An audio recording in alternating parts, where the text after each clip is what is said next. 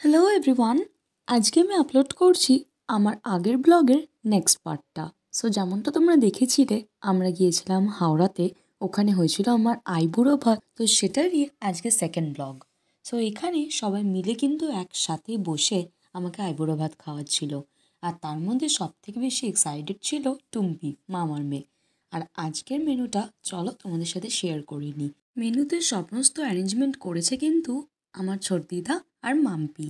সাদা ভাত, শীতের সবজি, ডাল, 5 রকমের ভাজা, তার মধ্যে কিন্তু অসাধারণ ছিল বেগুনিটা আর পাঁপড় ভাজা, কাতলা মাছের ঝাল, ফুলকপি আর চিংড়ি মাছ দিয়ে একটা তরকারি, আর চিকেন কষা।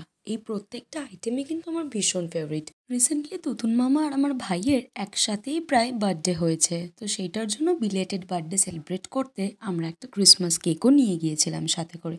দিনটা খুব ভালো কাটলো। দেখা হচ্ছে নেক্সট ব্লগে।